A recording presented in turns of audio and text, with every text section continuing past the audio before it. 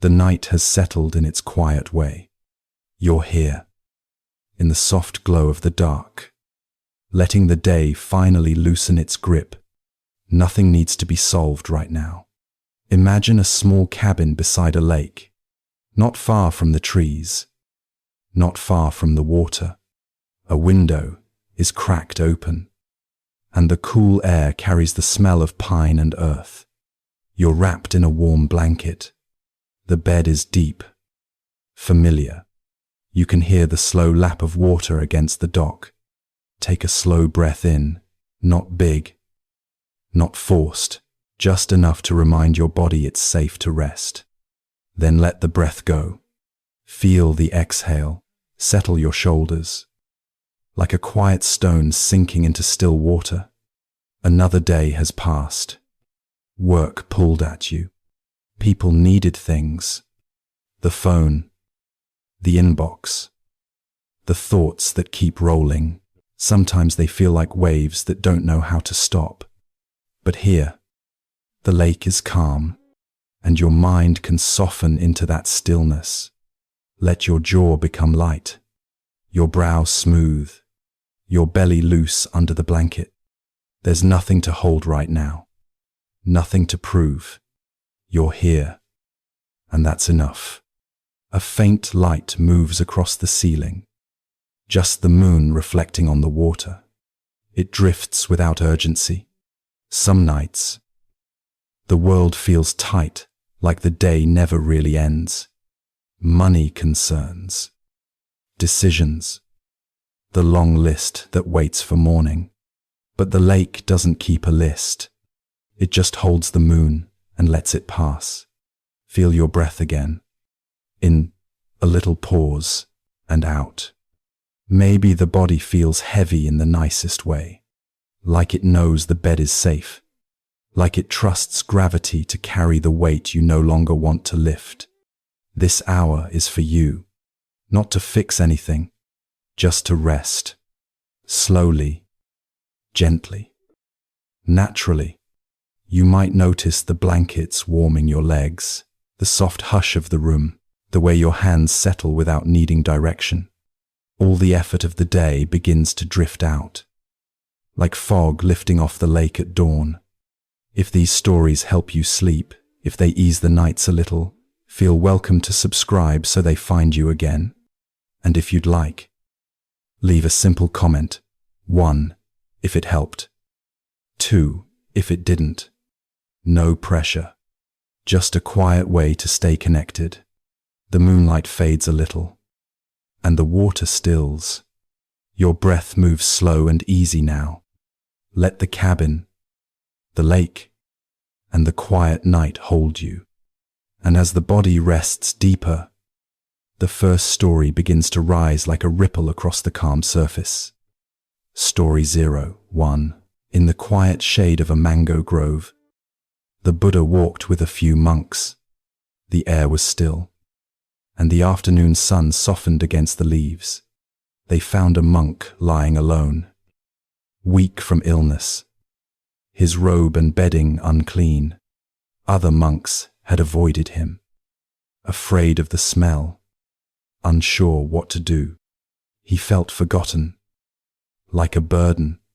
You might know that feeling when you're worn out, and everyone else seems too busy to see you. The Buddha knelt beside him. He cleaned the bedding with water, washed the monk's body with care, and wrapped him in a fresh robe. Then he reminded the monks nearby that caring for each other is part of the path, not separate from it. The sick monk's breath steadied. He wasn't alone anymore. Sometimes, just being seen makes the heart loosen. Maybe you've had long days where you cared for others without thanks, or times when you needed help but didn't know how to ask. Being human means needing and offering care. A small kindness can change a whole night. Simple care is real wisdom. Try this. Place one hand on your chest. Inhale slowly. Exhale longer. Picture someone who helped you once. Let that memory soften the body. Story 02. In the bamboo forest, a young monk named Sona sat restless. He had pushed himself hard in meditation, so hard he injured his feet. He thought about returning to his family life, feeling like he failed. The Buddha found him sitting alone, frustrated with his own effort. Sona believed that only extreme discipline could bring peace. Many adults know that feeling, working late, pushing harder, thinking effort will fix everything. The Buddha spoke about a lute. When the strings are too tight, there's no music. Too loose, nothing happens. Balance makes harmony. Sona understood. He relaxed his jaw, softened his posture, rested his ambition. Peace began by easing, not forcing. Maybe you've tried to hold everything together with tension. Sometimes the softer path is the stronger one. Balance creates clarity. Not too tight, not too loose. Try this. Gently relax the shoulders. Breathe like tuning a string, just enough. Not strained. Feel for the middle ground. Story 03. A young mother named Kisagotami came to the Buddha holding her dead child. Her grief was wild, her eyes desperate. She begged for medicine to bring the baby back. The Buddha asked her to bring mustard seeds from a home where no one had ever died. She walked from door to door. Every family had lost someone, parents, children, partners. By nightfall, she understood her pain was shared by all. Her breath slowed. Her grief didn't vanish, but it softened with belonging. Maybe you've carried loss alone, thinking no one could understand. But every street, every house, holds stories of love and letting go. Grief is woven into every life. We heal by knowing we're not alone. Place your hand on your heart. Name someone you miss. Feel the warmth beneath your palm. Your love is still here. Story 04. Once, a monk named Malunkyaputta was tangled in big questions. He asked the Buddha about the universe, the past, the future, and countless theories. He wanted answers before he would practice. The Buddha offered an image. If someone is struck by a poisoned arrow, they don't first ask who made it, from what wood, or why. They remove the arrow. Malunkyaputta saw his own mind was like that, full of conditions before healing. His shoulders lowered. He returned to the practice already in his hands. You might have waited for perfect clarity before making a change after the next promotion, the next paycheck, the next sign. But peace often begins with what you can do tonight. Do what helps now. Don't wait for every answer. Try this. Breathe deep once. Then ask yourself, what one thing eases this moment? Do only that.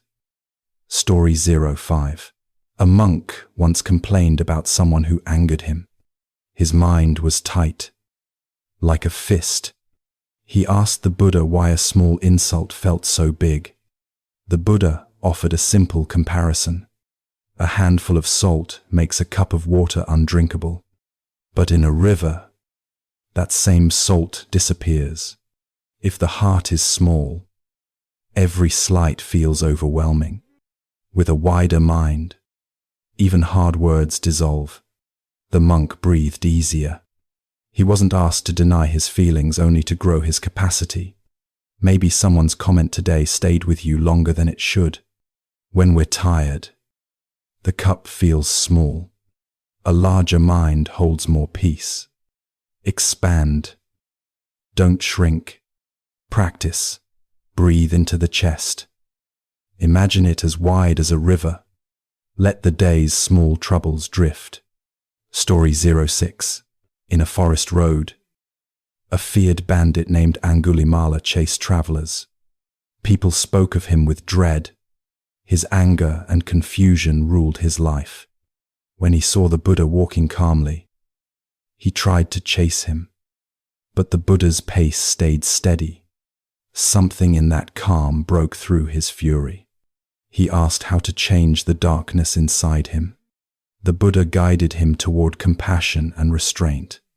Angulimala renounced violence, later caring for villages he once harmed. His breath became slower, his life lighter. Maybe you felt defined by a mistake, or stuck in a story others repeat about you. Change begins the moment you stop running. Even the fiercest mind can soften. New steps create a new path. Try this.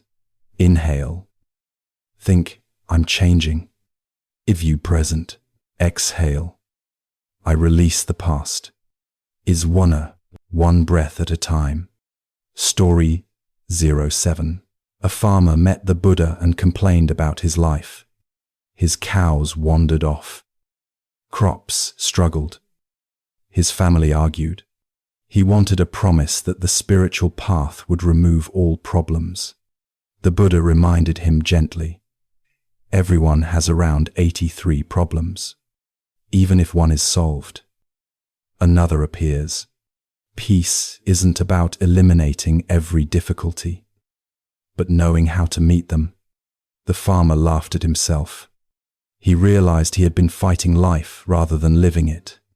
Maybe you've tried to finish every task, close every loop, control every outcome.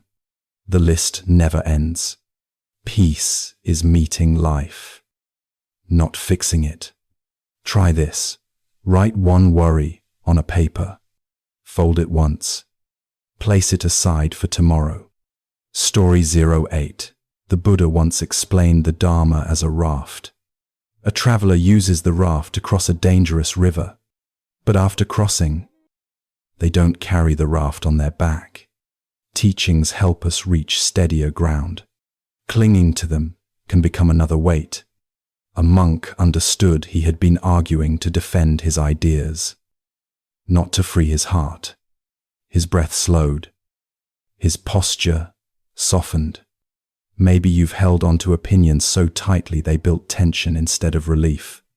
Sometimes even good tools need to be set down. Use what helps. Release what doesn't. Practice on your next exhale. Whisper inside, I can let this go. Oh, feel the body lighten. Story 09. Patakara lost her family in quick succession. Husband, children, parents. Her grief shattered her mind. She wandered without awareness, overwhelmed by loss. When she met the Buddha, he spoke about the nature of life, how all things change, how love and loss come together. He didn't dismiss her pain. He showed her that her sorrow was part of a larger human story. Her breathing slowed, and clarity returned. She became known for deep wisdom about impermanence. Maybe you felt broken by events that came too fast, one after another. When life falls apart, meaning takes time. Everything changes. Even heartbreak can open into wisdom. Try this. With each inhale, say inwardly, this is here. Ifa. With each exhale, it will change. Right. Story 10. One day, a man insulted the Buddha in public. He expected anger in return. But the Buddha stood calm, like a tree in wind. Later, the Buddha explained that insults are like a gift if you don't take it. It stays with the giver. The man's anger melted into understanding. He realized he had been offering what he wouldn't want to receive. The moment shifted the crowd's mood. Breath slowed. A kind of quiet respect settled. Maybe someone's harsh words echoed in your mind today. If you don't pick them up, they cannot weigh you down. You don't have to take every burden offered. Let some things fall. Practice When a memory of an insult appears, breathe once and say inwardly, I don't need this. Well, then return to the moment. Story 11. In the early morning light, the Buddha sat near a quiet river. The mist clung to the banks, and a chill touched the air. A father approached, worn by years of work and worry. His two sons fought constantly, always comparing and resenting each other. He felt trapped between love and exhaustion. Maybe you know that feeling, trying to hold a family together when everyone is tired. The Buddha listened without interruption. He spoke of two acrobats who rely on each other to stand tall. If one tries to shine alone, both fall. The father understood peace is a shared balance, not a competition. His breath eased, his shoulders lowered. You might notice how comparison drains the heart. Even at work or home, everyone wants to be seen. But pushing for position can break trust. Cooperation is strength. We rise by supporting. Practice. Think of someone close. On your next breath, wish softly. May we both stand steady. To write. Story 12. A monk named Buddha often whispered to himself, what peace, what joy is in towns. Others were confused. He had once been a king with every luxury. Now he wore simple robes and slept under trees. They asked the Buddha why Buddha seemed happier now. The Buddha explained that comfort outside doesn't always bring rest inside. Freedom can start when we release endless wanting. Buddha wasn't praising hardship, he was praising a quieter mind. Less to defend, less to chase. Maybe you've had moments when you achieved something big and still felt restless. The inbox stays full. The bills still come. The mind keeps moving. Enough is a feeling, not a number. Simplicity lets the heart breathe. Practice. Look around your room. Choose one small thing you don't need. Set it aside as an act of lightness. Story 13. A wealthy merchant asked the Buddha how to live well. He feared losing his money, feared failure, feared the future. All his success felt fragile. The Buddha spoke of tending 4 kinds of wealth: confidence, virtue, generosity, and wisdom. These can't be stolen or lost in a storm. They steady a person from the inside. The merchant began to give more, listen more, worry less. His nights felt calmer. Maybe you've chased security in bank accounts, job titles, or upgrades. Those things matter, but they don't settle the breath at 2 a.m. Inner wealth travels with you.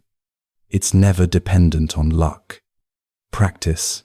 Write one thing you're rich in, not money, but character. Let that be enough tonight. Story 14. A monk was angry at himself for breaking a small rule. His shame grew heavy. He feared judgment from others. He forgot that the path is practice, not perfection. The Buddha reminded him, a dirty cloth can be cleaned. No need to throw it away. A mistake is something to learn from, not hide from. The monk cried with relief. He breathed deeper, as if the weight slid off his chest.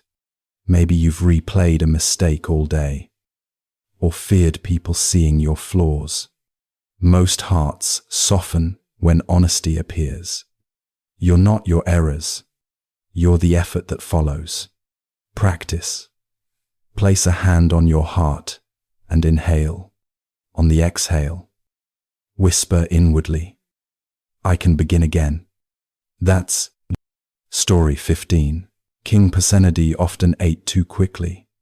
His duties exhausted him, and meals became a way to fill the gaps. One day he felt ill from overeating and sat with the Buddha, uncomfortable and embarrassed. The Buddha suggested mindful moderation, not a strict rule, but paying attention to the body's quiet signals. The king listened and changed his habits slowly.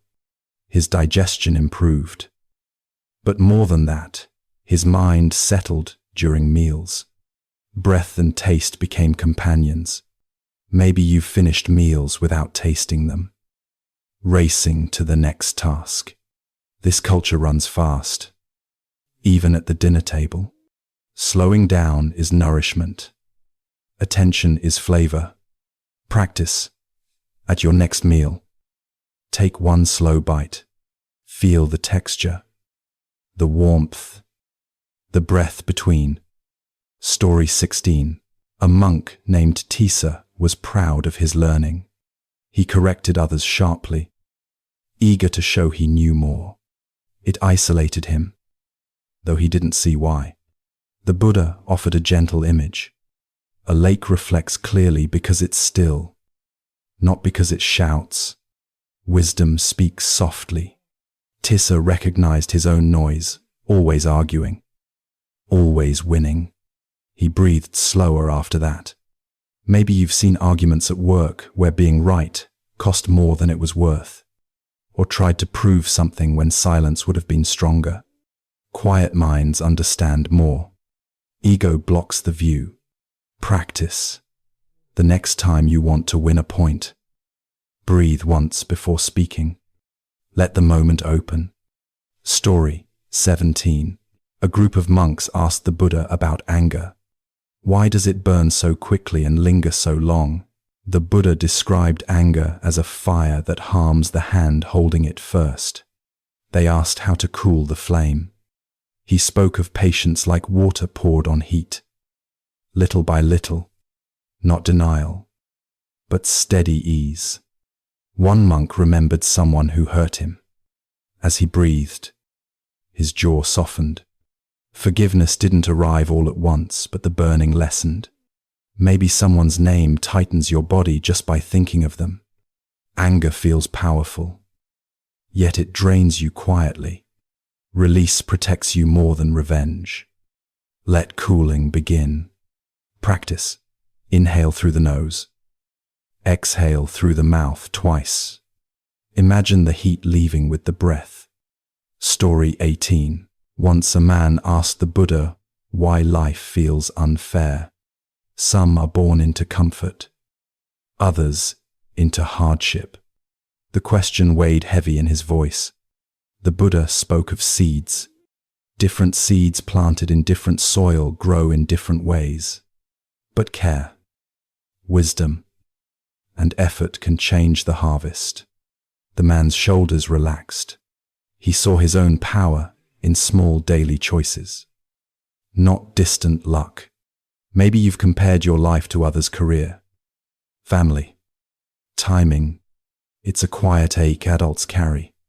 Grow where you're planted. Tend what you can. Practice. Write one small action you can take tomorrow for your own growth. Keep it simple. Story 19. A monk struggled with doubt. He questioned the teachings, questioned himself, questioned everything.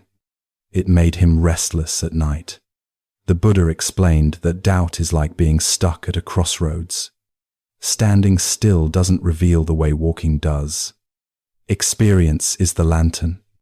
The monk began practicing with curiosity instead of fear. His doubt became energy for learning. Maybe you've waited to feel certain before acting, before changing jobs, speaking honestly, or resting. Certainty often follows action, not the other way around. Walk. Even if small steps. Clarity grows with movement. Practice. Take 3 slow breaths. Then choose one easy task you can finish tonight. Let completion create confidence. Story 20. A man complained that meditation brought up old memories. He wanted only calm, not discomfort. He wondered if he should quit. The Buddha said the mind is like a pond. When stirred, the mud rises. But when left to settle, the water clears.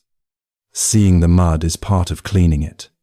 The man sat again, gentler this time. He didn't fight the memories. He watched them drift. Maybe you've tried to relax, only for thoughts to flood in old regrets, worries about tomorrow. Rest isn't the absence of thought, but the soft letting go. Let the mud settle. Clarity follows patience. Practice. Lie back. Inhale slowly. Exhale longer.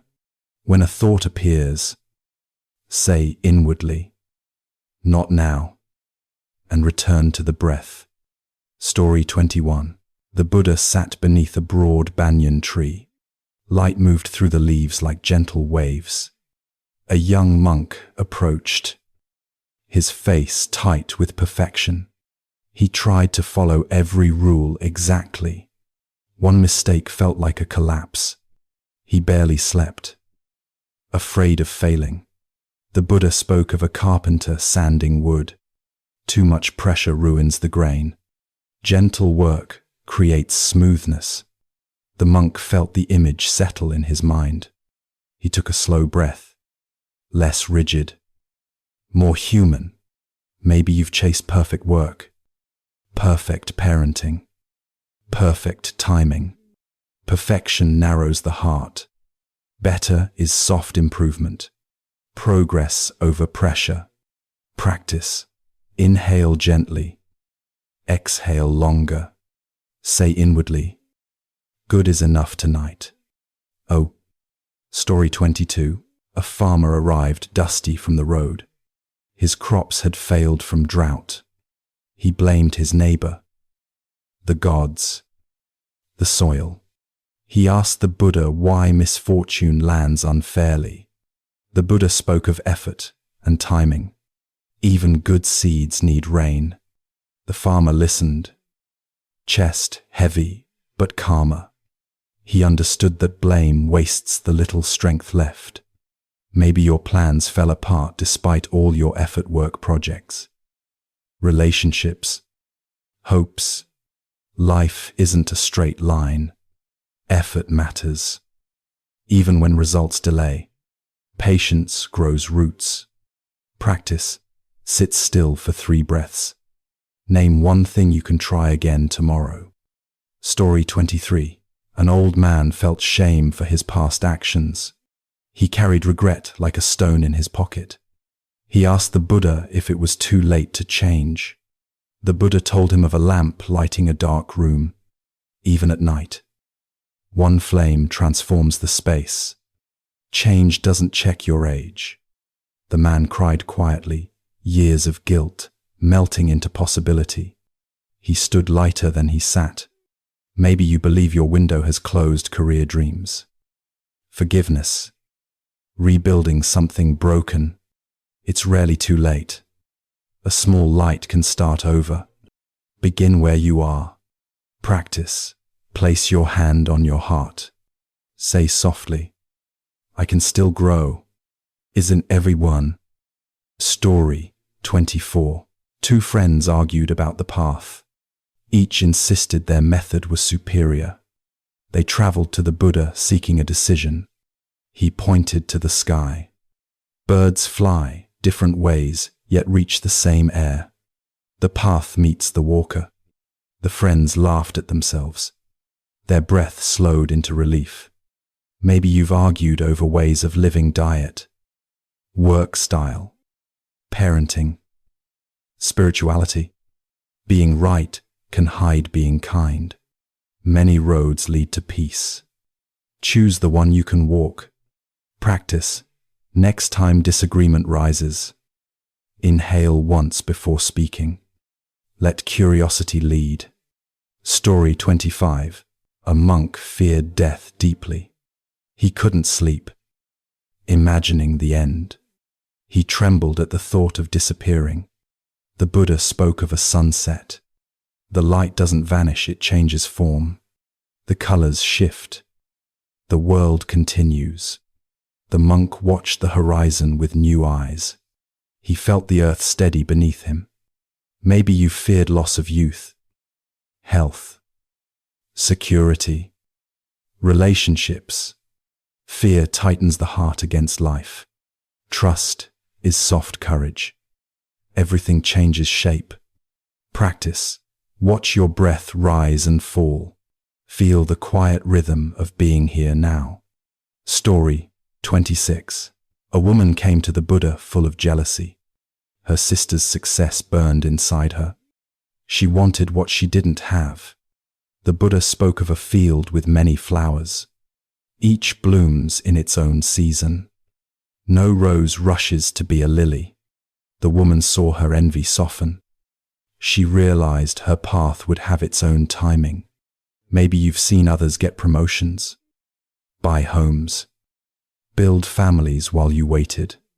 Comparison steals presence. Your bloom is your own. Let timing unfold. Practice. Breathe once. Think of someone you envy and wish them well. Then turn inward gently.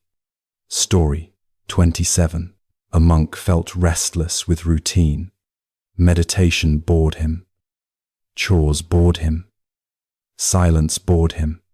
He craved excitement. The Buddha told him about a child learning to walk. Each small step looks slow, but it builds freedom. Routine builds foundations. The monk smiled. Embarrassed, he returned to sweeping with new care. Maybe your work feels repetitive. Your days predictable. The slow path is where mastery lives. Meaning grows from little things. Patience makes depth. Practice. Do one ordinary task tonight, with full attention, washing a cup, folding a shirt. Notice the calm. Story 28. A hunter put aside his weapons and asked the Buddha, "Can I be forgiven?" He feared his past defined him forever. His eyes carried years of fear. The Buddha taught that intention matters. When the heart turns toward compassion, steps follow. New direction creates new identity. The hunter felt his breath calm for the first time in years. He vowed to protect life instead of harming it. Maybe you carry a story about yourself you no longer want. Anger, old habits, old mistakes. Identity isn't fixed. You are the direction you choose today, not yesterday's shadow. Practice. With each inhale, say inwardly, forward, into stream. With each exhale, release, even. Story 29. A monk feared public speaking. When asked to teach, his voice shook. He worried he'd forget the teachings. The Buddha told him to speak like pouring water from a cup, steady and gentle, not to impress, only to share. The purpose is kindness, not performance. The monk taught simply, eyes soft, voice slow. People listened with ease. Maybe you faced a meeting or conversation where nerves choked your voice. Pressure shrinks truth. Speak to connect, not impress. Gentle words reach farther. Practice before speaking. Take one breath and relax your jaw. Let ease carry your tone. Story 30. A merchant was addicted to planning. He mapped every future path, unable to rest. His mind raced through scenarios at night. The Buddha spoke of a boat crossing a river. You watch the current, adjust the oar, but you don't control the whole flow. Some movement is not yours to manage. The merchant inhaled as if for the first time that day. He softened into the present. Maybe your calendar runs you more than you run it. Deadlines, schedules, constant planning. The mind tries to own tomorrow. Steer what you can. Let the river flow. Practice. Sit quietly and name one thing you don't need to solve tonight. Let it wait for morning. 31. The lantern in the window. A young traveler walked a long country road at dusk. In the distance, a small house glowed with a single lantern in the window. He felt warmth just seeing it, though he had never been inside. A monk tending the garden noticed him and opened the gate. "You look tired," the monk said gently. The traveler nodded, unsure what he needed. The monk poured tea, simple and warm. They sat in silence, listening to night insects begin their song. After a while, the traveler whispered, "I have no destination. I was spoken." The monk nodded, as if that was the most natural thing. "If you don't know where to go," he said, "then this moment will guide your feet." A no. The traveler breathed more easily. He realized the lantern was never meant to offer answers, only presence. He stayed the night on a small mat. In the early morning, birds broke open the light. The traveler stepped back onto the road. Lighter.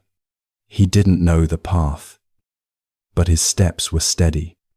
The lantern stayed in his memory like a quiet promise. 32. The river's politeness. A student asked her teacher why water seemed so wise. The teacher pointed to the river bending around stones. "See how it doesn't fight," he said.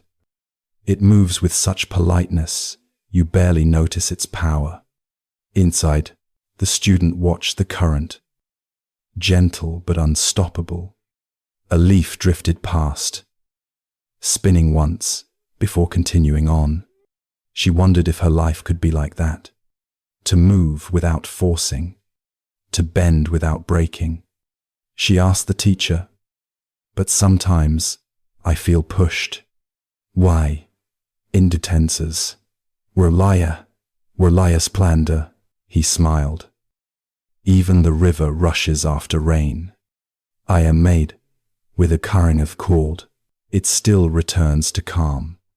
8. She sat on the bank, letting quiet settle in her chest.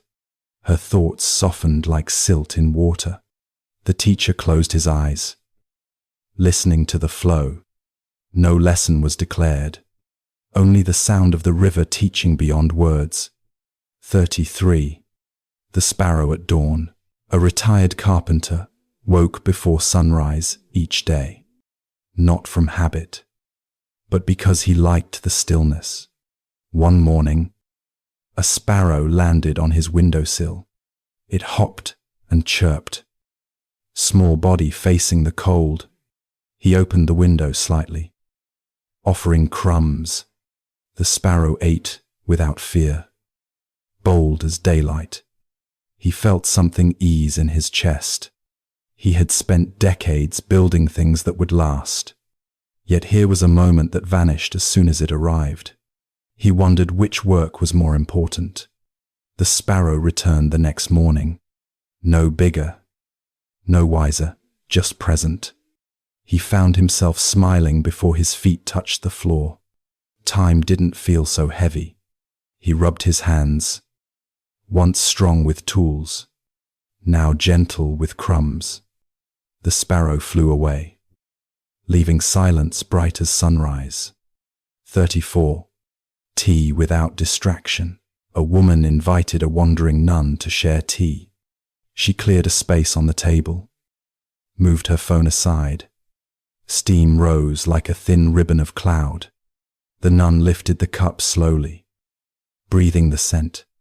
The woman felt awkward, waiting for conversation, but none came. The nun drank, eyes soft as evening sky. The woman followed, tasting warmth she rarely noticed. She realized how often she filled silence with sound. The tea cooled gently, still sweet on her tongue. Finally, the nun spoke. "Tea needs nothing extra." The woman understood more than the words. She let the quiet stay. Later, when the nun left, The woman sat alone, not lonely, just present. The empty cup felt full. Somehow. 35. The old bridge. A boy crossed the same wooden bridge each morning. He ran, eager to reach the market on the other side. One day, an elder sat midway, staring into the creek. The boy slowed, curious. "What are you looking for?" he asked. "Nothing," the elder replied. "And everything." And quote. The creek glittered in broken patterns of light. The boy sat beside him, impatient at first. Then his breathing settled.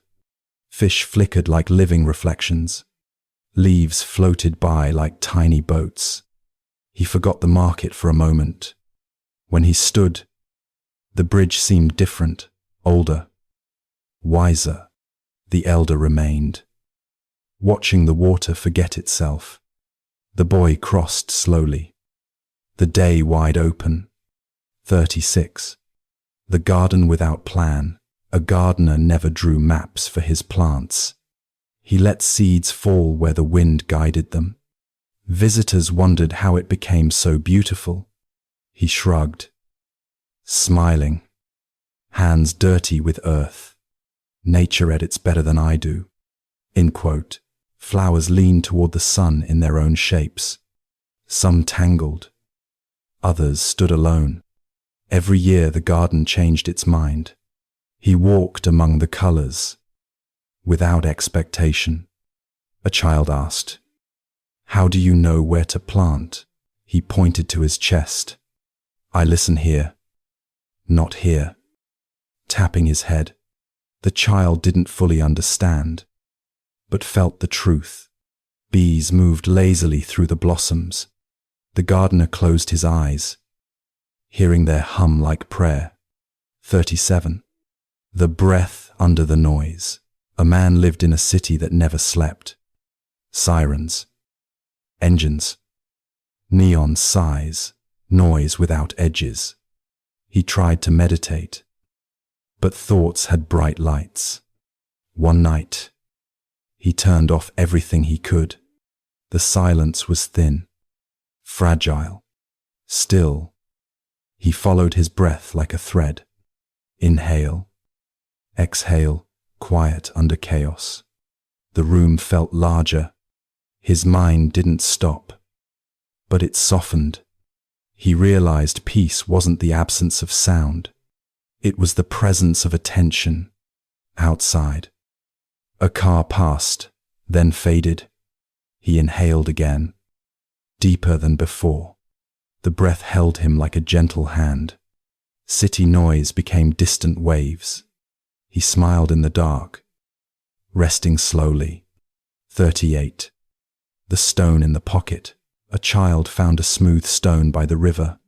He kept it in his pocket, touching it when he felt lost. Years passed. The stone traveled with him everywhere. Through school, first jobs, changing seasons. He never spoke of it to anyone. One day, his daughter asked, "Why do you hold that rock?" He handed it to her. "It reminds me that things can be shaped by time." Into Dea, she held it, marveling at its softness. "No rushing," he added with a smile. The stone had seen mountains, rivers, growing hands. It carried silence like a memory. She placed it back in his pocket gently. Later, she found her own stone, small, imperfect. She kept it without reason, just feeling. 39. The rain that didn't apologize. A traveler complained about unexpected rain. His clothes soaked, his plans ruined. A monk passing by lifted his face to the sky. He smiled, letting drops roll down his cheeks. The traveler asked, "Why aren't you upset?" The monk replied, "Rain doesn't apologize." In 7, they stood together a while, watching puddles widen. The traveler's anger thinned like mist. His coat grew heavy, but his mood light. He noticed how clean the air felt, how trees bowed under water. Grateful. He laughed once small. Surprised. The monk nodded, as if the rain had answered. They parted without farewell, already content. 40. The empty chair. A young woman visited an old Zen temple. In the hall, a single empty chair faced the garden. She asked the caretaker who it was for. Anyone, he said. People sit, leave, return. The chair doesn't mind. Izide. She sat, unsure what to do. The garden swayed with slow wind. Clouds drifted like unhurried thoughts. She noticed her shoulders drop, her breathing deepen. The chair held her softly, without expectation. She felt part of the scene, not observing it. When she rose, she bowed lightly, not to the chair, but to the quiet it offered. Outside, the world continued, but she walked differently. 41. The monk and the calendar. A monk kept a single calendar page above his desk. No months, no dates, just a blank square. Visitors were puzzled. How do you know the day? They asked. He smiled, tapping his chest. I know the day by how fully I live it. Morning light painted soft edges on the paper. He brewed tea without hurry. Birdsong marked its own hours. One student returned again and again to stare at the blank page. Don't you need plans? She asked. I have them, he replied. But I don't bow to them. She felt her thoughts slow in the silence. The square of paper seemed to hold endless room. One day, she removed her watch. Just for an hour. The sky didn't change, but she did. Time softened into presence. 42. The candle that didn't hurry. A woman lit a candle each evening. Not for ceremony, just for quiet. The flame lifted gently, without urgency. She watched wax soften and melt. It reminded her that life unfolds on its own schedule, sometimes bright, sometimes low. Her days were filled with tasks and screens. Yet here, time moved like honey. She whispered to the flame, "You don't rush, do you?" It flickered once, as if amused. She noticed her breath matching its slow dance. Work worries drifted like smoke. She sat until the wick rested in darkness. The room held a soft afterglow of peace. She felt full, though nothing had been added. 43. The fisherman's net. A fisherman repaired his net every night by lantern light. He tied knots with steady hands, humming to himself. A young boy asked, "Why not buy a new one?" "Well," the fisherman shook his head gently. "This one knows the river. It's not in Brind." He spoke of currents like old friends, how patience caught more fish than force. The boy didn't understand, but liked the glow of the lantern. Each knot was quiet, careful. The fisherman paused often, listening to the wind. The boy sat beside him, drifting toward sleep. Before bed, the fisherman said, "What we care for cares for us." And the boy dreamed of water holding him like a cradle. Years later, he would remember the soft hum and the net that taught without speaking. 44. The library with one book. In a small mountain village, a temple kept a library. Shelves full of ancient texts lined the walls. But the monk always read the same book, one worn volume. Visitors assumed it held great secrets. One day, A curious scholar asked to borrow it. The monk handed it over. Smiling, the scholar opened it. Blank pages. Nothing is written, he said. Not yet, replied the monk. He placed a brush beside the scholar. Reading is quiet, but seeing is freedom. Okay, they sat together, watching snow fall outside. Each flake vanished on the ground, leaving nothing yet everything. The scholar closed the book. Humbled, he realized some teachings live in silence. 45. The shore without a rival. A traveler sat by the ocean, exhausted from wandering. He kept waiting for a sense of arrival. Waves rolled in, rolled out. As if unconcerned, a barefoot monk passed, leaving light footprints. The traveler asked, "When do we finally arrive?" The monk looked at the waves. "Here," he said. Again and again. "If now terms," the traveler frowned, unsatisfied. But the sea kept breathing its endless rhythm. One wave touched his feet, then another. He realized the journey never stopped, and neither did presence. He smiled, unsure why. The monk was already walking away, trusting the ocean to teach. 46. The sparrow and the seed. A child scattered seeds in the yard. A sparrow landed, hopping close without fear. The child giggled, offering more. She wanted the bird to stay forever. But after eating, it flew to a nearby branch. The child felt a pinch of sadness. Her grandmother sat beside her. "Love is like feeding a sparrow," she whispered. "It visits. It leaves. It returns in new wings." To natives, they watched the birds sing against the evening glow. The child felt lighter. She returned the next morning with fresh seeds. The sparrow came back. Not the same.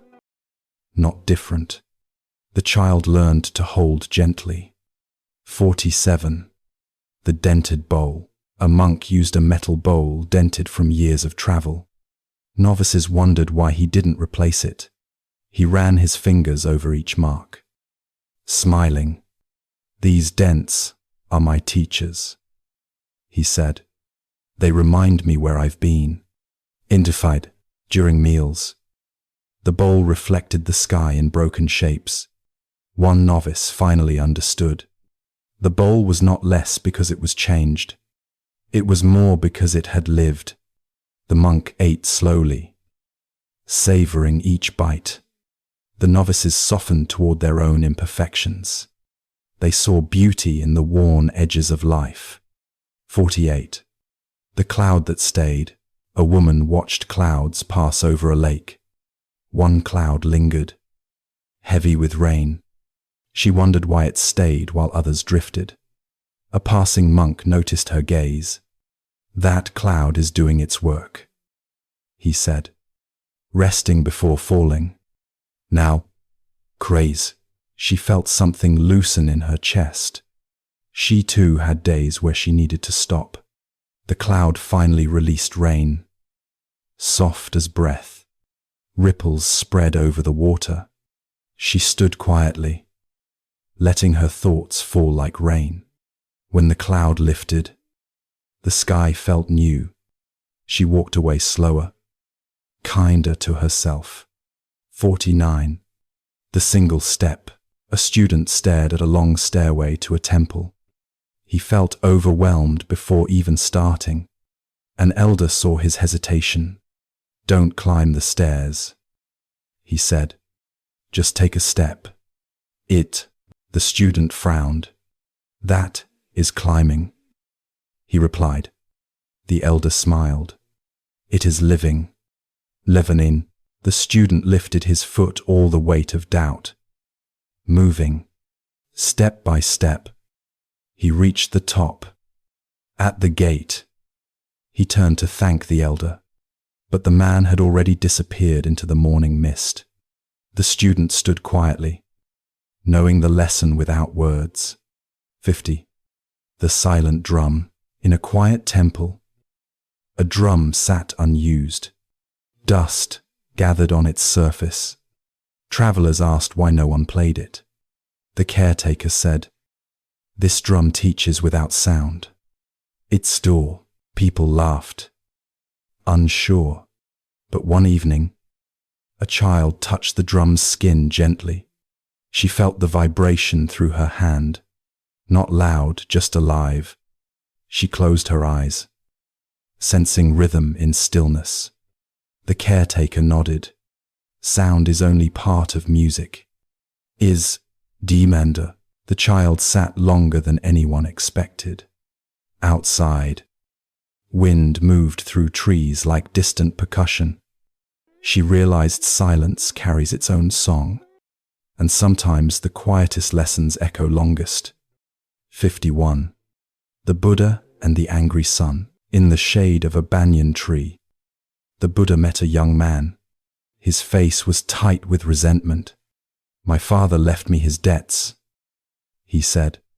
"I work day and night, but the weight never lifts." The Buddha listened without haste.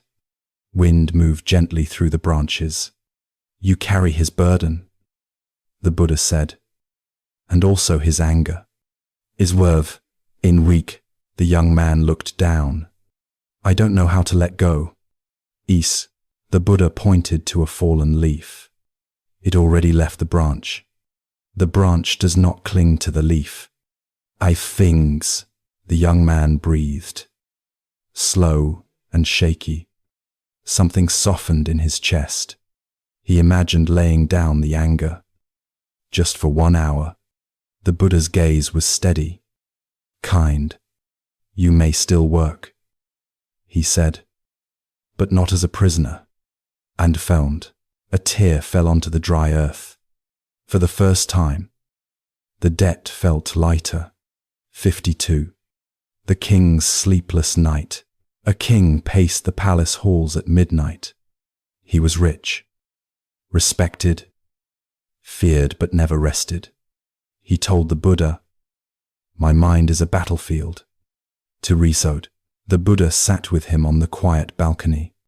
Moonlight washed the marble floor. "When soldiers sleep," the Buddha said, "the battle is only memory." "But I can't stop thinking," the king replied. The Buddha asked, "Can you breathe once without ruling?" The king tried one breath. Simple and free. His armor of thoughts loosened a little. "You lead the world," the Buddha said, "but not your mind." When the king's shoulders sagged. He closed his eyes, resting in that single breath. For a moment, he wasn't a ruler, only a human. The stars looked less distant. Sleep felt possible again. 53. The grieving mother's bowl. A mother came to the Buddha, holding a tiny bowl. "Taste it," she said, trembling. "It is empty like my life." Her child had died that morning. The Buddha received the bowl with both hands. He said, "Bring me mustard seeds from any home untouched by sorrow." She walked the village in tears. Every door she knocked on held a story. Lost parents, lost children, lost love. By sunset, she returned with no seeds. Her grief was still heavy, but no longer alone. The Buddha lit a small lamp for the child. The mother watched the flame. Her breath slowed, deepened. "My bowl is still empty," she whispered, "but I see other bowls beside it." It's not to ruminate. Loss didn't vanish, but meaning widened. 54. The monk who wanted perfection. A young monk swept the courtyard 3 times each morning. Still, he saw dust in the sunlight. He returned to sweep again. The Buddha passed by. Noticing his frustration, "You chase a clean that doesn't exist," he said gently. "But dust keeps falling. It's come to the moon." The Buddha knelt, touching the floor. "Life is movement, not a snapshot." Ivwiko, the monk, looked at the drifting specks of light. He realized the work wasn't to win, but to care. He swept once more. Slower this time. Not to erase the dust, but to join its dance. His breath steady. The broom felt lighter. The courtyard glowed in the morning sun. 55. The Merchant and the Storm. A merchant traveled with goods across the sea. A storm broke the sky open. Waves slammed the boat. Fear in every face. He remembered hearing the Buddha speak once. Panic cannot steer. The Buddha had said. The merchant gathered his men. We breathe first. Then we row. Ice, they inhaled as a group, shaky. But together, the storm did not calm. But their minds did. Their strokes grew steady, timed like a heartbeat. By dawn, land rose from the mist. The merchant knelt in salt-soaked relief. He realized the Buddha's teaching was not magic, just presence in the wildest moment. 56. The old monk's hands. An elder monk folded robes with slow care. A novice rushed past. Late for chores. You move like fire, the monk said with a smile. I have so much to do. The novice sighed. The monk held out his hands scarred. Steady. These hands once rushed too. Instead. Well, 54s. What changed? The novice asked. I learned that speed doesn't finish life sooner. It was re-10. They folded a robe together. The cloth softened under their fingers. Work felt like breathing simple. Shared. The novice felt his pulse slow. Tasks waited, but without shouting. He bowed, grateful for the pause. 57. The Buddha and the broken pot. A farmer brought a broken water pot to the Buddha. I am like this pot, he said. Cracked, leaking, useless. Indefine. The Buddha filled the pot with seeds instead of water. Sun warmed the clay. Weeks later, flowers bloomed through the cracks. The farmer wept when he saw them. You used what was broken, he whispered. The Buddha nodded. Water was lost. Beauty was not. I do that. The farmer stood longer than needed. Breathing in the flowers, his shame dissolved like dust in rain. 58. The quarrel at the monastery. Two monks argued about a passage in a scripture. Voices rose. Heat in their faces.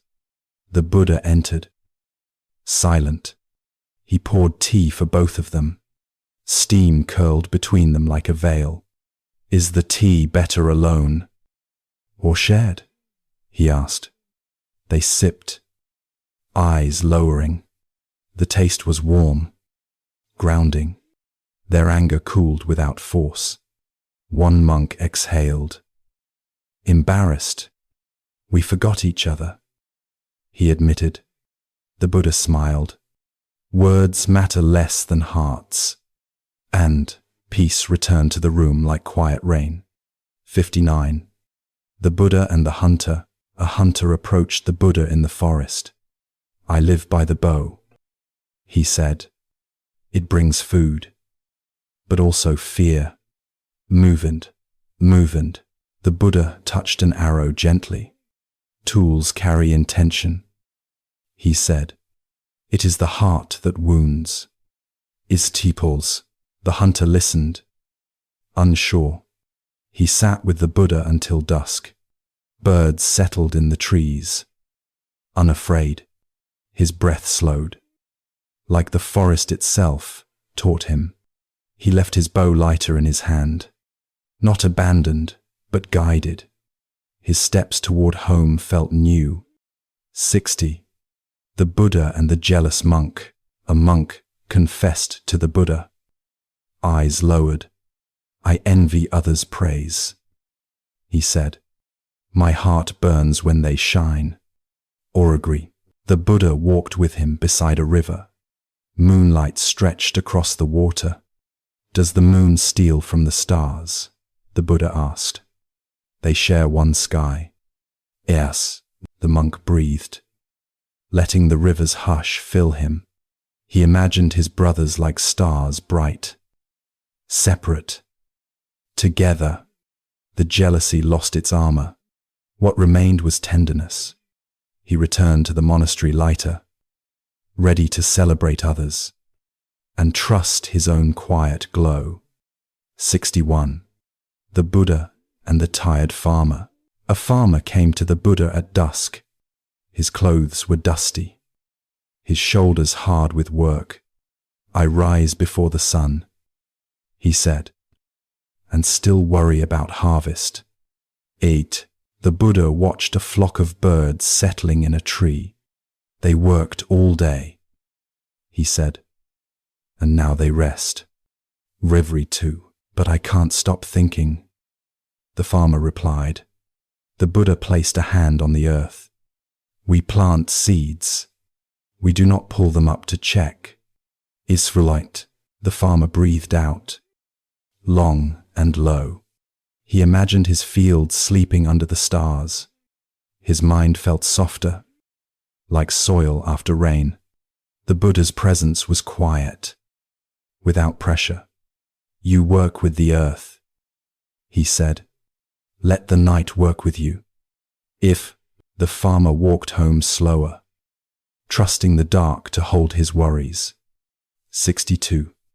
The Buddha and the fearful apprentice. An apprentice avoided morning practice. He feared failing in front of others. The Buddha found him hiding behind the temple. Why stay here? He asked gently. I'm not good enough. The apprentice whispered. Birds pecked quietly at crumbs in the dirt. The Buddha observed them with him. They learn by stepping, he said. The apprentice watched a small bird hop, stumble, and hop again. His breath steadied. Fear didn't disappear, but loosened. The Buddha rose. Come, walk with your trembling. It will teach you balance. Avasant. The apprentice followed, heart beating, but moving. He felt strangely proud of each uncertain step. 63. The Buddha and the lonely widow. A widow sat by the road where she once walked with her husband. Her hands clutched his scarf. When the Buddha approached, she didn't speak. He sat beside her, watching dust drift in the sun. My house echoes, she said. My days feel like empty rooms. Dated, independent. The Buddha pointed to a caravan passing in the distance. Life keeps moving, he said. But we can sit and listen. If you want to. She closed her eyes, hearing distant wheels and soft laughter. Memories rose like old friends, not like wounds. Her breath softened around the scarf. The Buddha stood slowly. You don't walk alone, he said. She watched the road, feeling presence beside her even in silence. 64. The Buddha and the harsh teacher. A teacher complained to the Buddha, voice sharp. My students are slow. They test my patience. Right. The Buddha listened, stirring the tea in his cup. Who taught you? He asked. The teacher named an elder who once guided him. Was he patient? The Buddha asked. The teacher remembered long hours of gentle correction. His eyes lowered. He tasted the tea warm, forgiving. I took his kindness for granted, he said. The Buddha smiled softly. Teach as you were held. Do 8. The teacher nodded. Feeling his heart ease open, he left with a quieter step, ready to offer what he once received. 65. The Buddha and the proud scholar. A scholar approached the Buddha with thick books under his arm. I have mastered every scripture, he announced. The Buddha asked, Have you mastered your anger? The scholar stiffened. I still lose my temper, he admitted. The Buddha picked up a simple bowl. This bowl holds only what is poured into it. I know 5. The scholar frowned. I carry so much knowledge.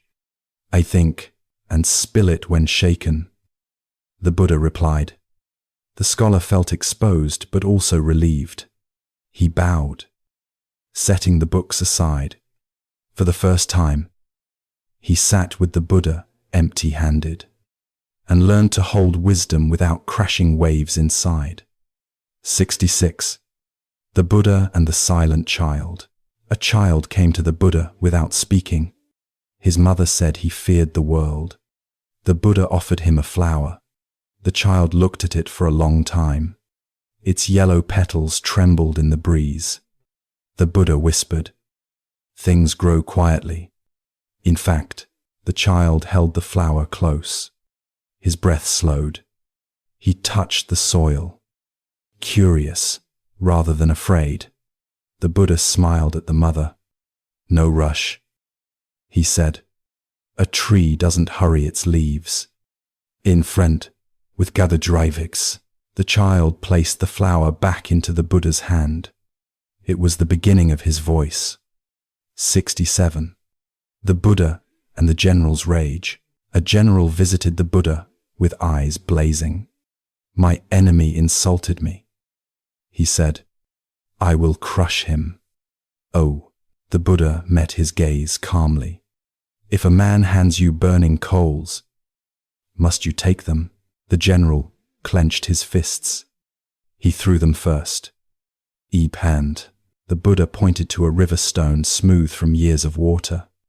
Stones do not argue with the current. 1. Silence filled the space. The general felt the heat in his chest fade. He breathed like the river cool. Steady.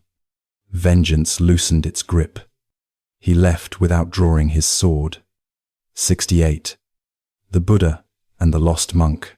A monk wandered the forest. Unsure of his path, he feared he had wasted years. The Buddha found him sitting beneath a tree, crying, I don't know who I am. The monk said. The Buddha touched the tree trunk. Roots are unseen, he said, but they feed the leaves. Well, the monk listened to the wind moving through branches. His tears slowed. He thought of all his quiet practice, unseen by others. It was not wasted, it nourished him. He rose, feeling strength from his hidden roots. The forest seemed brighter. 69. The Buddha and the 2 sons. A father brought his sons to the Buddha. One is obedient, he said. The other rebels. How do I love fairly? The Buddha placed 2 cups on the ground. He filled one gently. Then the other. Different cups, he said. Same water. Mites. The father nodded slowly. He saw each son watching him, waiting to be chosen. He embraced them both, not equally but fully. The Buddha's smile was soft as the morning sun. Love didn't need to match, it needed to meet. 70. The Buddha and the old poet. An old poet told the Buddha, my words used to flow, now they hide. In times, the Buddha listened to the sound of crickets at dusk. Listen, he said. They sing without waiting for inspiration. I teen me. The poet felt a small laugh rise. He had chased brilliance and forgotten simple sound. Together they watched fireflies blinking like tiny lanterns. The poet breathed out years of pressure. He whispered a line shy. Uneven. The Buddha nodded. Truth walks on uneven ground, he said. The poet's voice grew steadier. Few people would hear those lines, yet he felt complete. His poem was the night around him. 71. The leaf that let go. A monk walked the garden path, watching leaves fall through the cool air. One leaf drifted slowly, spinning without hurry. He reached out and caught it, feeling the thin veins like a quiet map of time. The leaf did not resist or cling to the branch it once called home. Its journey was gentle, even in its ending. A young student beside him asked, "Why do things have to change?" The monk placed the leaf in the student's palm. "Change is already here," he said softly. The student stared at the leaf, unsure what to make of it. The monk smiled. "See how it rests, even without its tree." Intention. Wind moved around them, scattering more leaves. The student noticed the dance, not the loss. "Does the leaf feel sadness?" he asked quietly. "No," the monk whispered. "That part is ours." End quote. They stood together, the garden still and bright. The student let the leaf fall from his palm. It landed softly and stayed exactly where it was meant to be. 72. The river's secret. A traveler searched for wisdom in the mountain villages. He sat beside a river, listening to its endless conversation. The sound was simple, clear, without effort. An old woman gathered water with a wooden bucket. She said, "You listen like one waiting for an answer." "Just timely." Drosten, the traveler smiled. "Yes, I came for truth." Ethan's wand. She dipped the bucket again, letting water spill over her hands. Then listen without waiting. In really well, the river kept speaking in ripples and rolling waves. The traveler tried to hear meaning, like hidden words, but there was only movement, only sound. The old woman sat beside him, quiet and content. After a long while, the traveler stopped searching for something inside the water. He heard the river for the first time. It carried stones, leaves, light, without asking anything. He breathed in, long and slow. "A river never tries to be wise," she said. "And yet, you learned something." It's every 73. The empty teapot.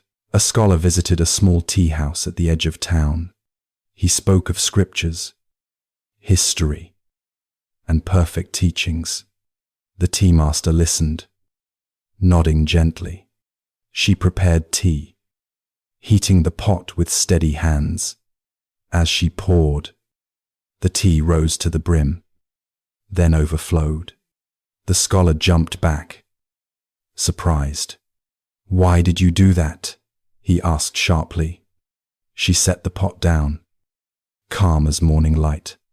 "Your mind is overflowing," she said. "No space for another drop. If we bua." The scholar grew quiet, feeling heat on his fingers. He watched steam rise like a thin cloud. He wanted to speak again, but didn't. She filled a new cup, slowly. This time he received it without words. He tasted the tea simple, earthy, warm. No teachings were spoken, yet he understood everything she meant. 74. The bird at the gate.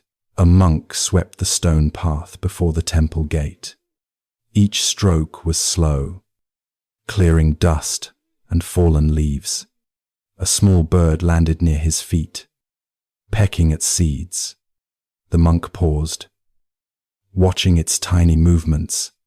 He saw hunger, curiosity, and simple life in the bird's steps. A traveler arrived, impatient and tired.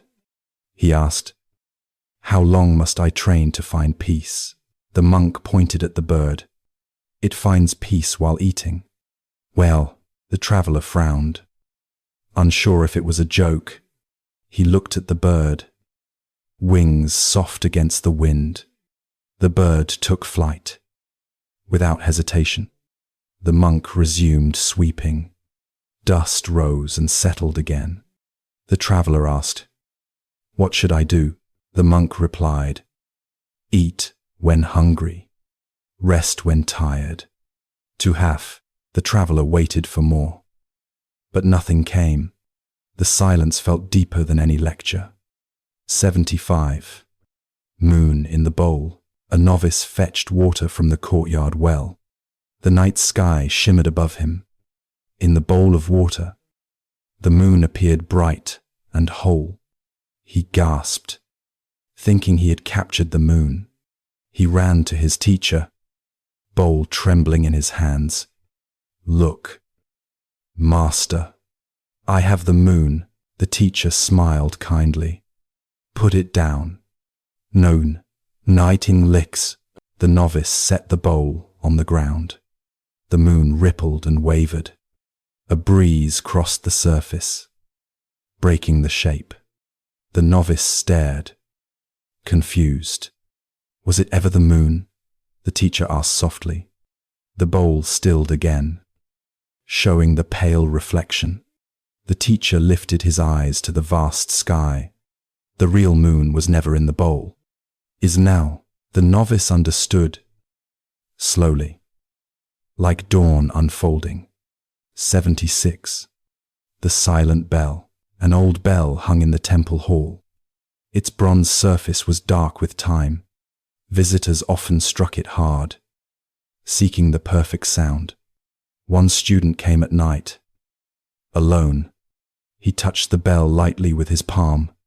He stood with it, breathing. No sound, only presence. A monk entered quietly behind him. "You aren't striking it," he said. The student replied, "I want to know its silence." Moonlight wrapped the bell in pale glow. The monk nodded. Standing beside him, silence filled the hall like a kind voice.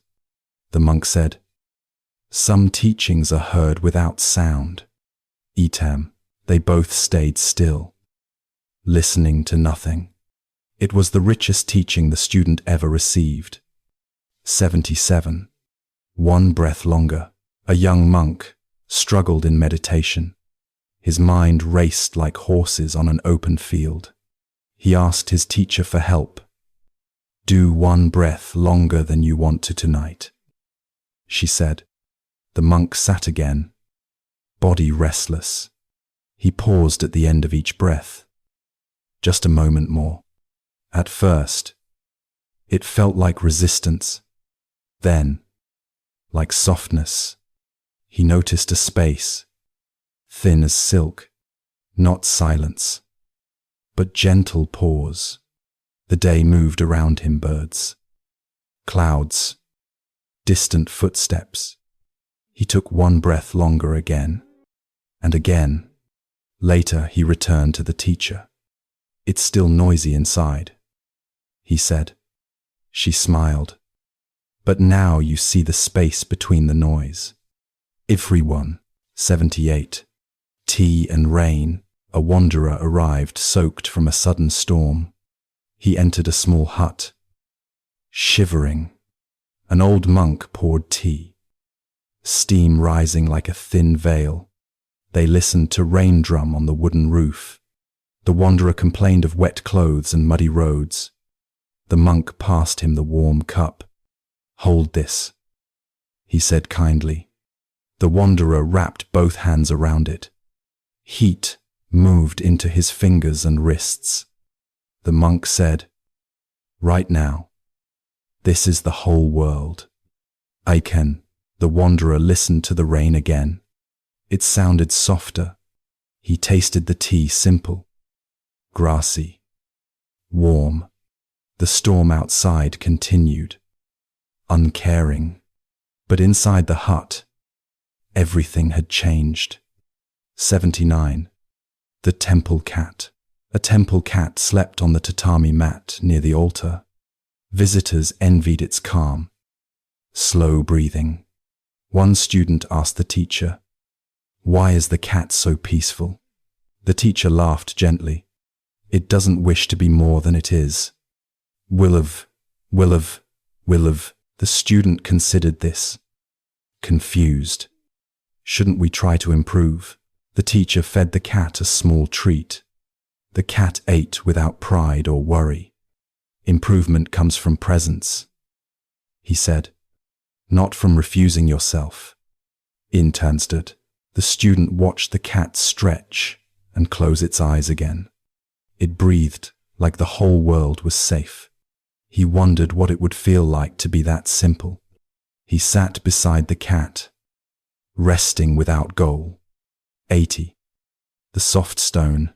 A young sculptor sought perfect stone for a statue. He climbed hills, crossed rivers, listening for inspiration. None of the stones felt right in his hands. He returned to the village exhausted. An old monk sat by a small garden, holding a rounded stone. She passed it to him. Smooth and warm.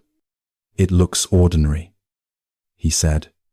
"It's softened by time," she replied. Water, wind, sand, all shaping without force.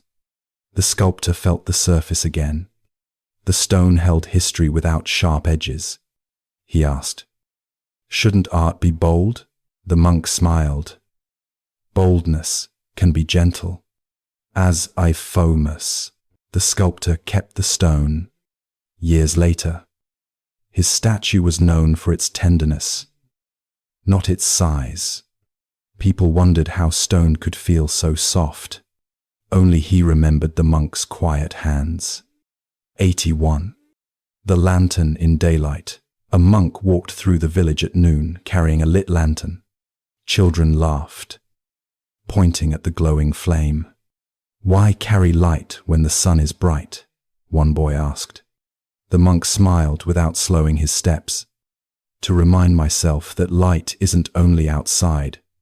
The boy frowned, confused by the answer. He followed the monk down the dusty road. "Do you see anything special?" he asked again. The monk paused, lifting the lantern. Its flame flickered gently in the wind. "I see how small this flame is," he said, "and how easily it can go out." "Well said." After, the boy grew quiet, watching the flame sway. The monk lowered the lantern and continued walking. In daylight, the flame meant nothing to the world, but the monk cherished it like breath. Later, the boy tried holding a candle of his own, just to feel the warmth. 82. A cup of morning silence.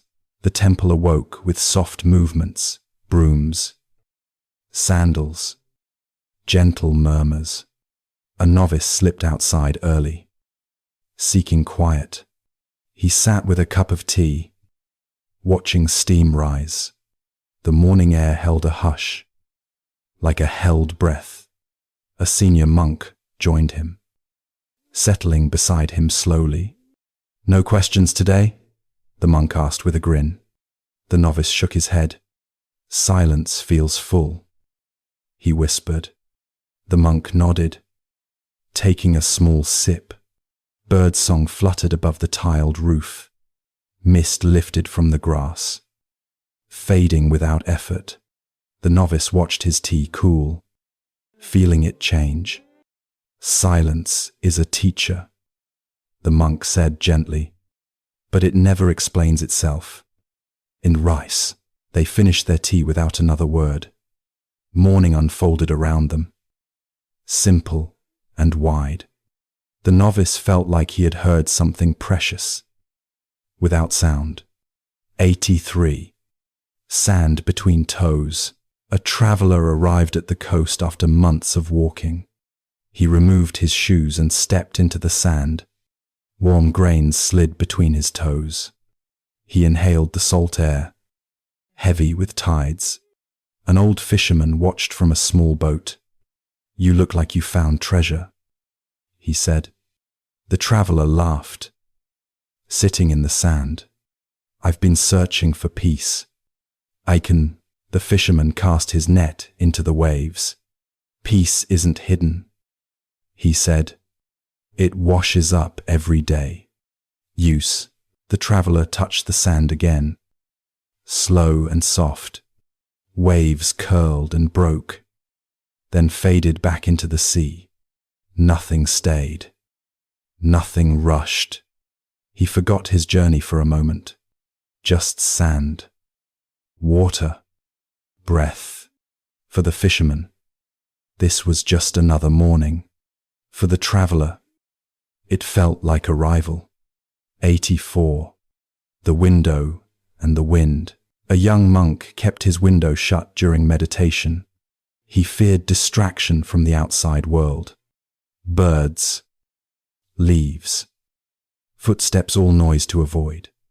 His teacher noticed the closed window every day. One morning, she opened it wide. Wind wandered into the room, cool and lively. The monk flinched, eyes tight with effort. "Why bring the world in?" he asked. The teacher sat beside him, palms resting on her knees. "The world was always here," she said. "You only locked yourself away from it." And quiet. The monk listened to leaves stirring outside. The sound felt honest, alive. He breathed once, twice, softer each time. Meditation wasn't a sealed room anymore. It was sitting with wind, just as it was. The window stayed open from that day on. 85. A drop of honey. A child sat beside the temple kitchen, watching a monk stir honey into hot milk. The child asked, "Why do you take so long?" The monk smiled, stirring slowly, patiently. "Honey needs time to join the warmth." And quiet. From once to the dire life, the child peered into the bowl, seeing golden swirls. "Can I stir?" The monk handed the spoon over. The child stirred too fast, splashing milk. The monk laughed kindly, wiping the table. "Even sweetness needs gentleness."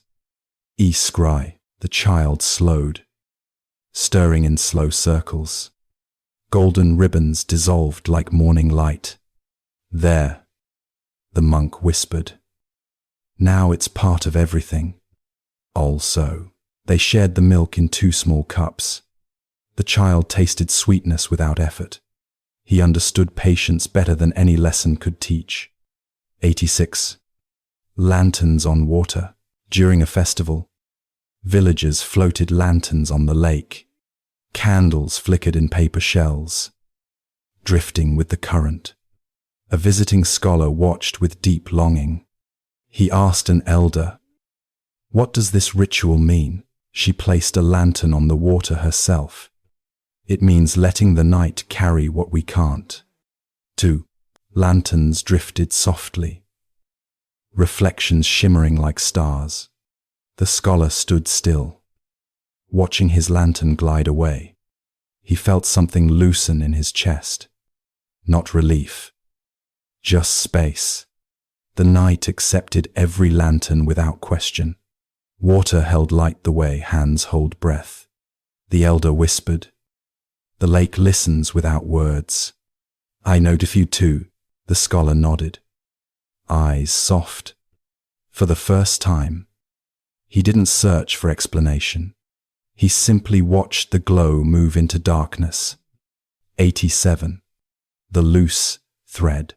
A monk noticed a loose thread on his robe. He pulled it gently, hoping to hide the flaw. The thread only grew longer. He sighed and let it go. Another monk passed by. Smiling, trying to fix everything, she asked warmly. He laughed. Embarrassed. I wanted perfection. We first.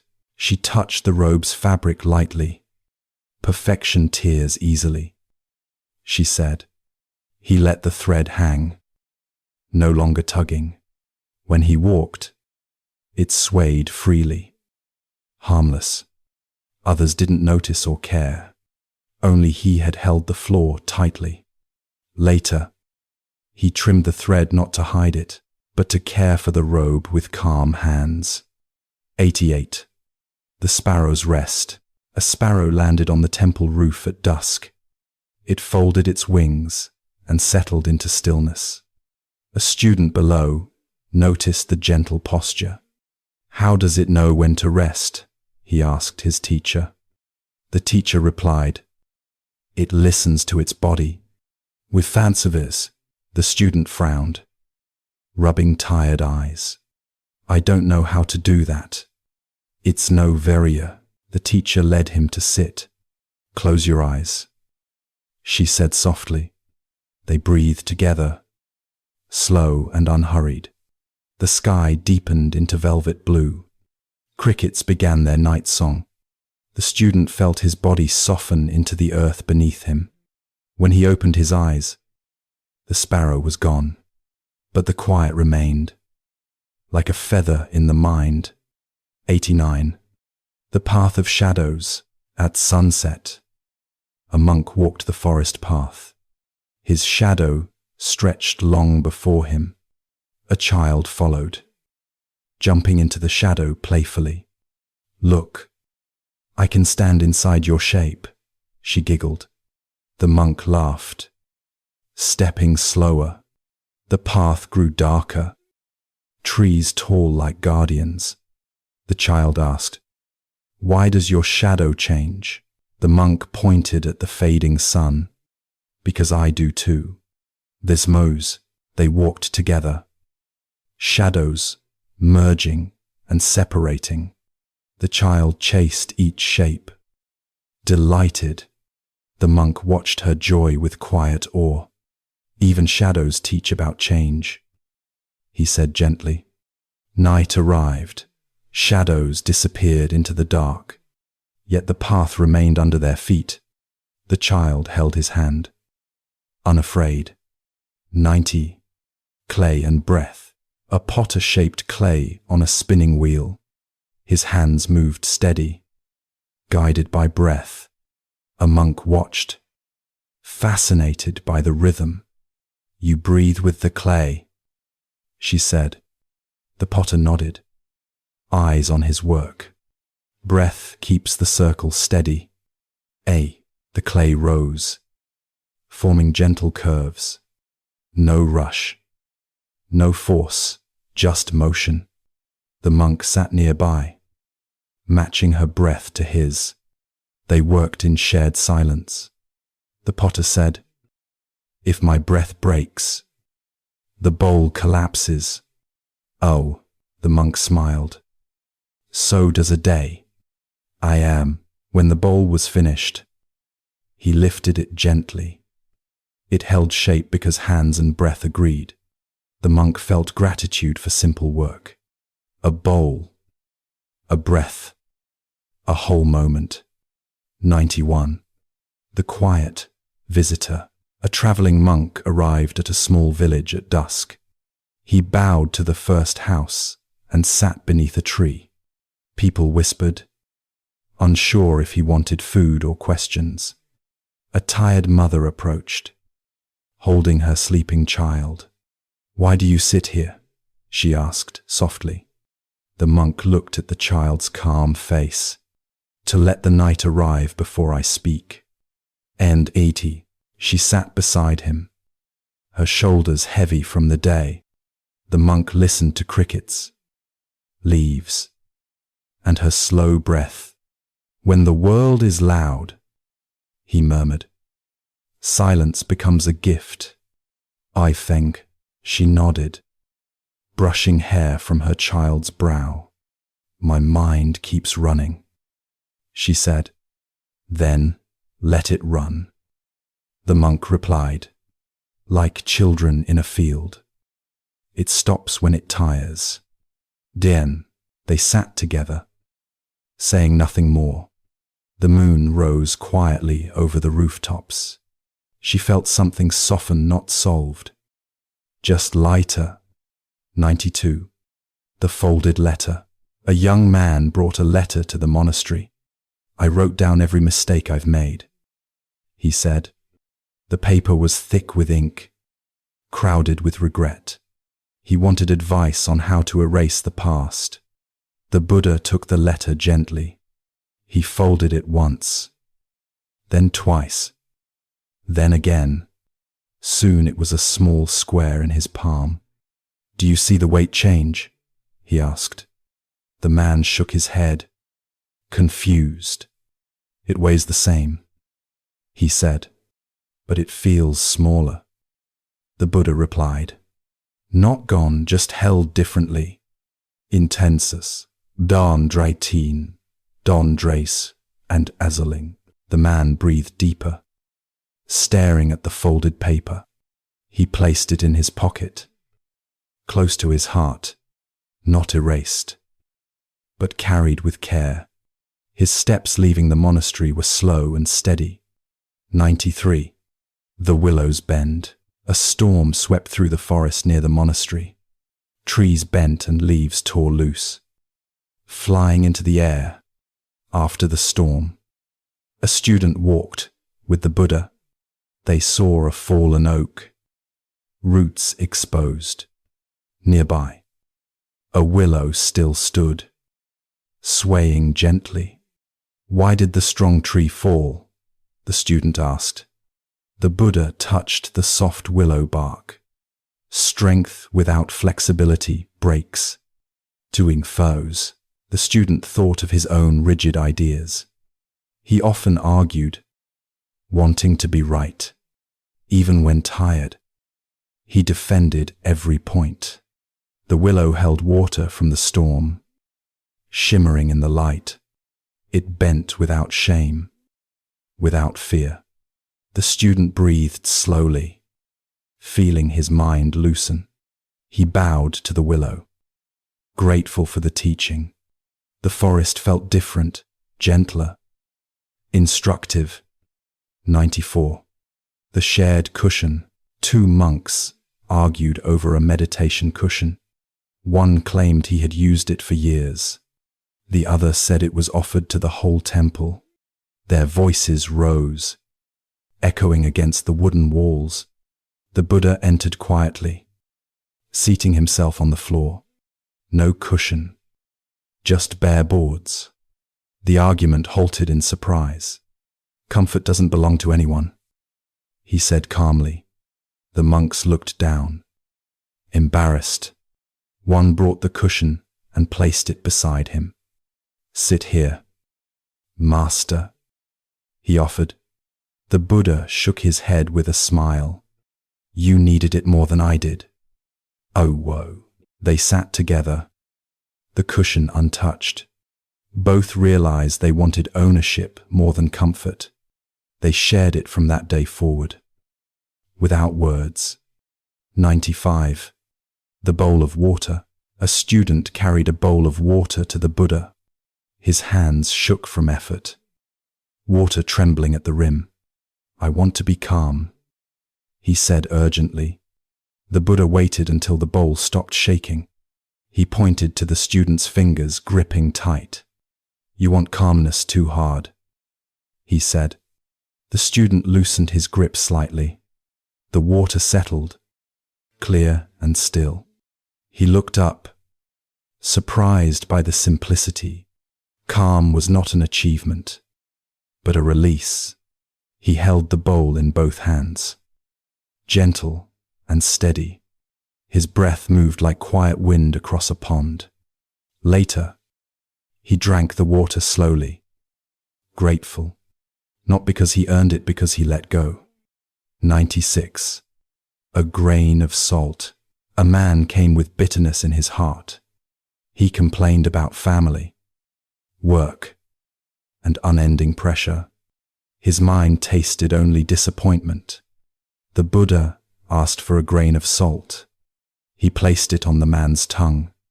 "How does it taste?" he asked. "Sharp, unpleasant," the man replied. Then the Buddha poured salt into a wide bowl of water.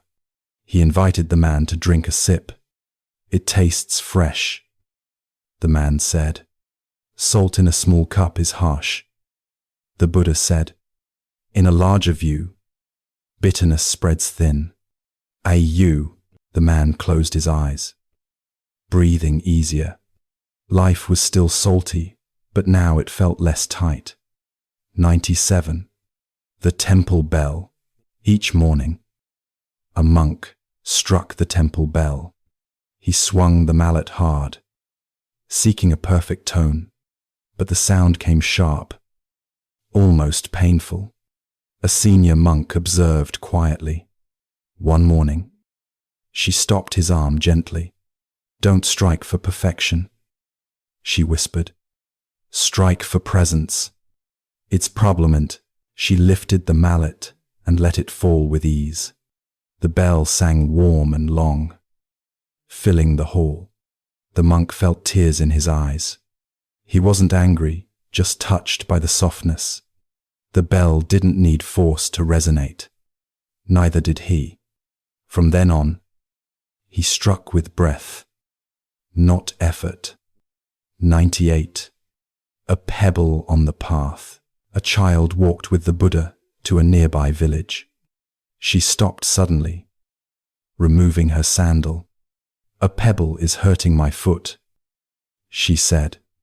She shook the sandal, removing the tiny stone. Then she smiled, walking on with relief. The Buddha said, "You removed what hurt you." I tens, with thousand, the child giggled. "Of course." He nodded gently. "Adults keep pebbles in their minds." 18 forced. The child didn't understand, but she remembered. Years later, she reflected on that walk. She learned to pause, look inward, to remove the pebble, not endure it forever. 99. The sweet mango. Villagers offered ripe mangoes to the Buddha. One monk rushed to choose the largest fruit. Another waited, taking whatever was left. The Buddha received his mango and began eating. He watched the two monks quietly. The first savored quickly, eyeing other fruits. The second ate slowly, grateful for the taste. Afterward, the Buddha said gently, "Sweetness depends on attention, not size." In wealth, the eager monk bowed his head. He realized his hunger wasn't for mango, but for more. The taste of his fruit suddenly felt dull. Awareness was the missing flavor. 100. Footprints in the sand. At the end of a long walk, the Buddha stood by the riverbank. Soft sand held the shape of his feet. A student watched the water rise with the tide. Soon, the footprints faded under gentle waves. The student asked, "Where did they go?" The Buddha smiled. "Stepping forward, where everything goes with time." If free, the student felt a quiet ache in his chest. He wanted things to stay, to last. River water shimmered, carrying sand away. The Buddha said, "Nothing is lost, only changed." And quote, a breeze moved across the bank, cooling the air. The student's breath softened. He walked beside the Buddha, leaving new footprints, unafraid. The stories have carried you like a small boat on a quiet river, not rushing, not forcing the current, just floating through moonlight and gentle water. You've heard the soft clink of temple bowls, the hush of forest paths, the slow stirring of honey into warm milk. Each moment was simple, ordinary, but inside those small scenes, Something opened, like a lantern glowing even in daylight. Beneath everything, you may have felt a thread of calm, steady as a breath, faint as a feather on your palm. Not a lesson to memorize, just the feeling of space, where nothing has to be fixed tonight. Let that feeling widen now, like moonlight spreading across a lake, quiet and effortless. You've walked through rice fields at dawn, listened to sparrows settle in dusk, watched lanterns drift away across dark water. You've heard people come with worry, regret, tightness, and leave with just a little more room in their chest. Not cured, not transformed, just softened. Let yourself soften too. Let the day melt like salt into a wide bowl, the way a single grain disappears. When the water is big enough, notice your breath without holding it. It rises, falls, like gentle waves against the shore. You do not need to guide it. It knows its way home. If thoughts arrive like passing clouds, let them drift across the sky of your mind. No chase, no pushing away, just clouds dissolving into open space. Feel your body settling deeper into the bed, your weight supported, your spine unwinding, muscles loosening like evening petals. Your hands, let them rest where they fall. Your jaw, let it soften like sand after a wave. Your eyes, closed like a candle relieved of its flame. Everything can stop trying. Everything can be quiet. The stories tonight were never about answers. They were about a way of being in the world, gentle, present, like holding a bowl of water with steady fingers, not gripping, just holding enough.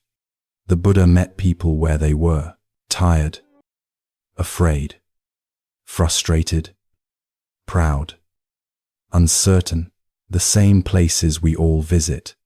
He didn't demand they jump to peace. He just helped them breathe in a wider space. Even now, at the edge of sleep, you can feel that wider space inside you, like the riverbank that holds the water, like the moon that holds the night, like the sky that holds every passing bird. You don't need to remember all the stories. Their shapes have already settled in your body, in a part of you that listens beneath thought. Like footprints in sand, disappearing gently under the tide, meaning remains even as the form fades. Let everything fade now. The day has already ended. There is nothing left to solve. No one waiting for answers in the dark. Feel the weight of blankets like a safe cocoon, warm, steady, like being held by the earth itself. Imagine a lantern floating across still water. Its glow steady but soft, a quiet promise drifting into darkness. That lantern is everything you carried today, every worry, every effort, every tight breath. Watch it drift away, not pushed, just carried by what is larger than you. The night takes it gently. Your breath grows slower now, your thoughts slower still. There is a silence here that doesn't ask anything from you. It just welcomes you, like an open door in the middle of the night, where someone left a light on for your return. You can step into that silence now, or simply rest at its edge, half dreaming, half floating, eyes closed, mind like a wide horizon. Feel the body sinking deeper, muscles unwound, mind like soft clay no longer being shaped. Everything settles back into the simple rhythm of breath. You're not alone in this moment. The whole night sleeps with you. Trees rest in their roots. The ocean rests between tides. Even moonlight seems to sleep on the water. Let your heart rest too. Let your thoughts sigh like wind leaving the trees. Let the stories settle like dust on a quiet road. Life continues without your effort. The world will meet you again in the morning. But right now, nothing is asked of you. There is only this gentle darkness, this slow breath, this vast Safe, quiet. Somewhere inward, the river keeps flowing, the lanterns keep drifting, the willow keeps bending with grace. These images live beyond thought, like dreams that teach without words. Surrender to that softness. Float in the peace beneath sound, beneath effort, beneath the need to understand. Each breath is a door opening into sleep. Each exhale is a step deeper into warm darkness. Trust the rhythm your body remembers. Trust the quiet calling you home. No need to return to the world just yet. Stay in this slow drift. The river carries you. The night holds you. The stories hum like distant wind, fading into stars. Rest here, unburdened, weightless, safe. Good night. Return to silence. Let sleep take you, like a soft exhale disappearing into the moonlit sky.